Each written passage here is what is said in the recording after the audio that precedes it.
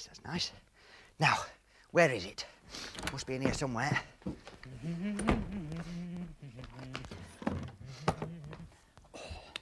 What are you looking for?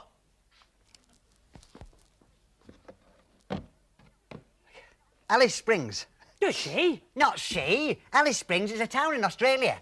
That's what today's show's about. What, Australia or Alice? Australia? We're going to celebrate Australia's bicentennial in a bit. Bicentennial in a bit? Yeah. Do you know it's just over 200 years ago that Australia was discovered? Is it? Yes. A ship called something or other set sail from England under Captain... what was his name?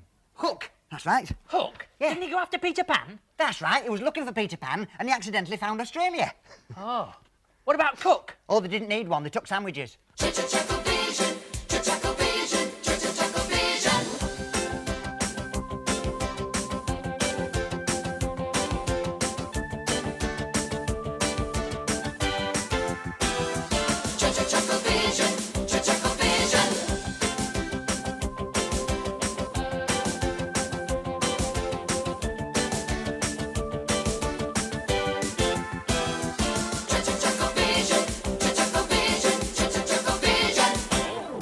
Hello, or as they say in Australia, good day, mate. Now, this is very appropriate, as today's programme is all about... Wallabies. 1 tea and 2 sugars, please. No, I've brought you wallaby. Oh, hello, Kylie. Nice to see you. Well, if you'd just like to sit over here, and I'll be with you in a minute. Now, don't worry yourself. Now, I've been into the library, and I've found out some amazing facts and figures about Australia. Come on. All right. Well, here in the library, I've found out some pretty amazing things. And later in the programme, I can promise you an Australian revelation. Australian Revolution? I've never heard of that. Not revolution, revelation. Means I'm going to tell everybody something that nobody knows about Australia. Cool, what is it? Oh, I can't tell you now, it's a surprise. Oh, I love surprises. Yes. Now, Australia was first colonised by Britain instead of Russia, because... It's much warmer. Because it's much warmer. In fact, most of Australia is just desert, which means that early British settlers got there and found they couldn't farm the land, which meant they had to live on little insects such as crickets. This soon became a national occupation, and they soon had an international cricket team. Which leads us neatly into our next item, the Australia's Cup. Right now, the Chuckle Brothers are talking via satellite to our Chucklevision reporters down under. Hey, Paul, what about Ayers Rock? Oh, don't worry about that. We'll come to it a bit later on. OK. I see you, I know, I see. Hey, do you mind, Cobber? All the blood's rushing to our head here. Ah, to the head. Eyes upside down. Hey, we're around,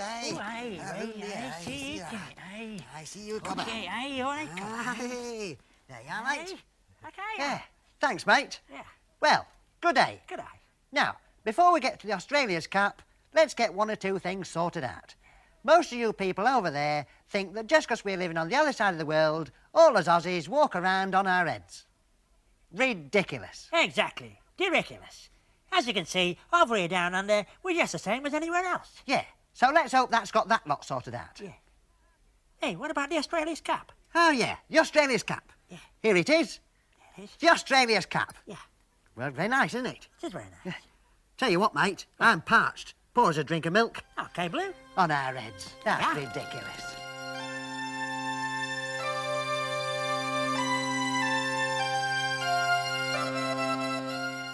Have you got the hats? Yes, they're just over there. Good, go and get them. Right. Now, let's take a look at typical Australian attire. I wish you'd make your mind up. No. When I say attire, I don't mean attire, I mean attire. Oh, silly me.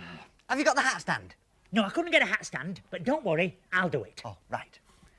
Now, early British settlers were convicts, and they were sent to Australia for wearing woolly bobble hats. Hence the name, Pom. Yes. Now, although guilty of wearing silly woolly hats, they did make a valuable contribution to life down under. The hat with the corks.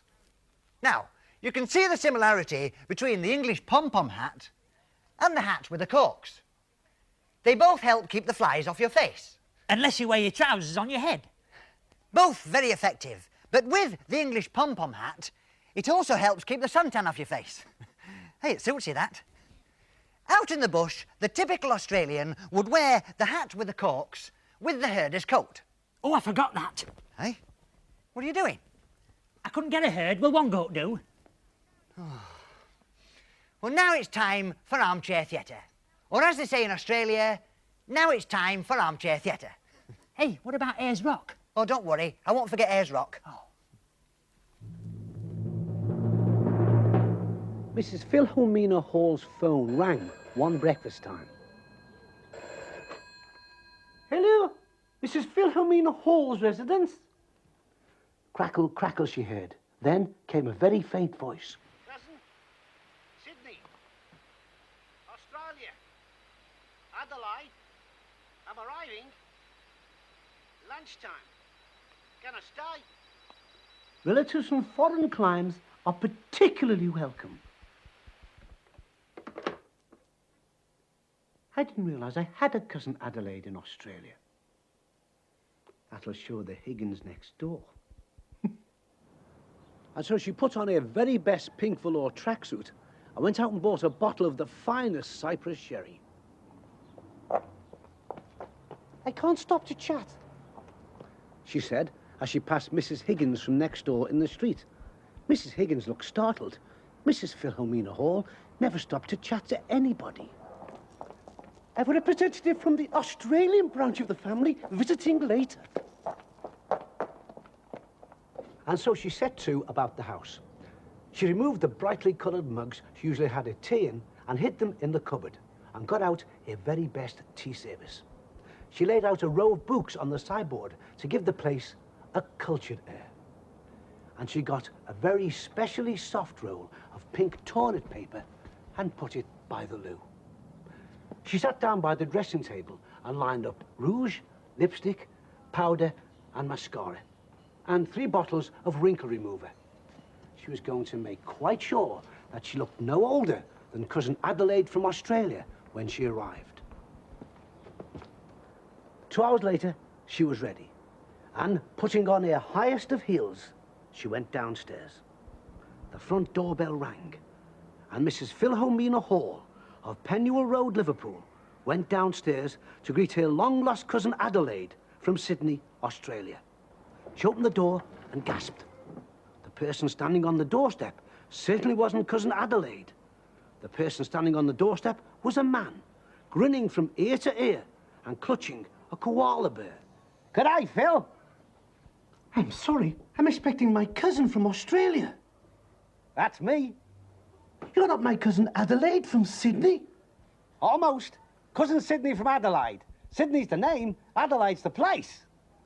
Mrs. Philomena Hall quivered from head to foot, and under her makeup, her cheeks went pink. How could she possibly face the Higgins now? This is for you, Phil. Carly the koala. And he set the koala bear on top of the books that Mrs. Philomena Hall had carefully arranged on the sideboard. Do you take sugar? 5 lamps, please, Phil. Say, Phil. Say, haven't you got anything bigger? This doesn't look big enough to wet a wallaby's whistle. Mrs. Philomena Hall fetched the mugs from the cupboard. Sidney gulped his tea down in one go and announced, "Right then, Phil. Are you going to show me the neighbourhood sights?" Mrs. Philomena Hall cringed. In the street, Mrs. Philomena Hall cringed again, for there stood the Higgins from next door. Mrs. Philomena Hall wished she could fall down a manhole. "G'day. Super little street you got here. You off to the football match, then?"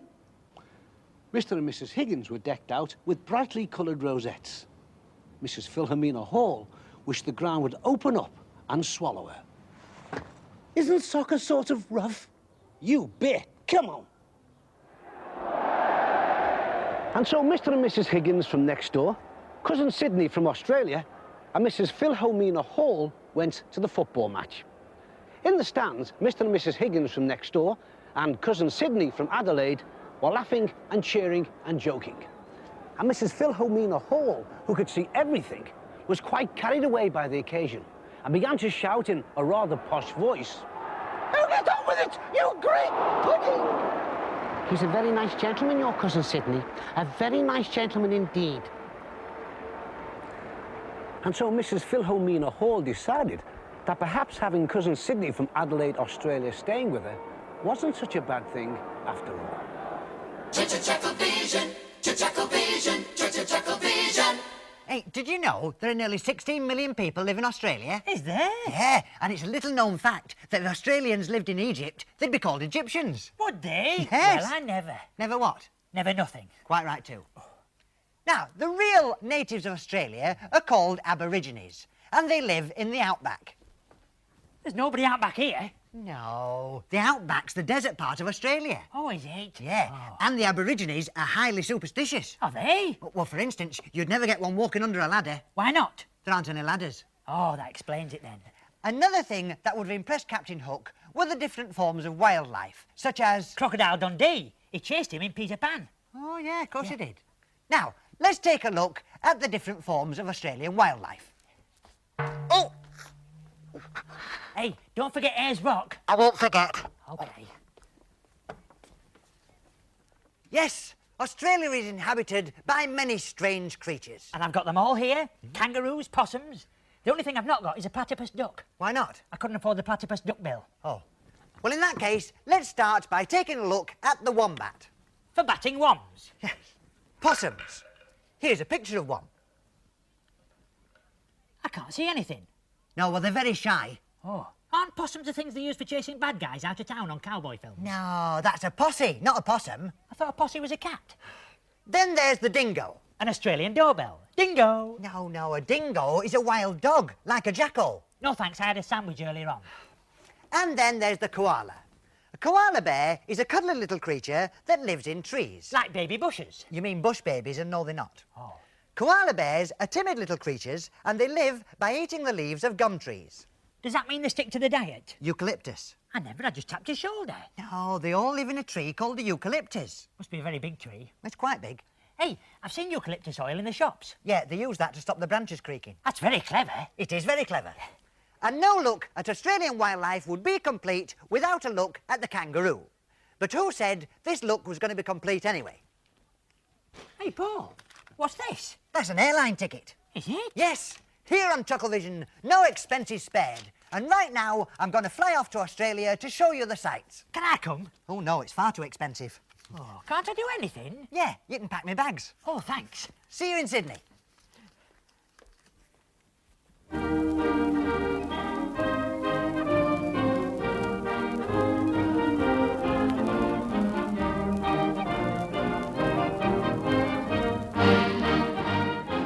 Hello, and welcome to a sweltering 180 degrees here out in Australia. And we're sitting outside Sydney's Opera House. And hark, I think I hear from inside the sound of the Australian national anthem. Neighbours, everybody needs good neighbours. Hey, Paul, this isn't Australia. You just walked over from the other side of the studio. Well, nobody'll ever know. Eh? Ah, hello, Barry. What? I see you found the ticket I left you, the spare ticket. Yeah, you didn't really think I'd leave you back at home, did you? Hey, what about Ayers Rock? Oh, don't worry, I won't forget about it. Oh, good. Now, let's take a trip out to see the Australian bush. Oh, yeah, the bush. And here it is, the Australian bush. Now, this bush has starred in many Australian series and films, such as Flying Doctors, Neighbours, A Country Practice, Emmerdale Farm, The Bush Rangers. The sound of bushes? No, music. Oh, sorry. Yeah, you think of the other bush, Kate Bush. Kate Bush? Yeah, remember Wuthering Heights? Wasn't that the hotel we stayed at in Morecambe? No, that was Heathcliff next door. Of course it was. He knows. Now, this bush is the home of the red-throated spider, so you must be very quiet so as not to disturb him. Is it in here, then? Ah! Oh! Another feature of the Australian bush is the billabong. Ah, here's one now. The old-time prospector would sit here all day and whittle at his boomerang. Not whistle, whittle. Oh. He would whittle at his boomerang. Oh, I love meringues.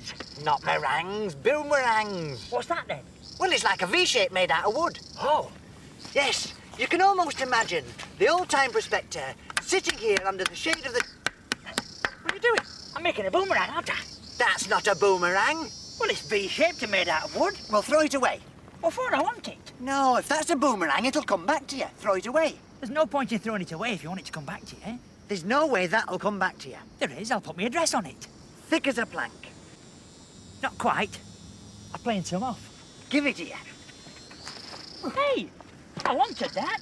If that's a boomerang, it'll come back to you. But I haven't got my elastic on it yet.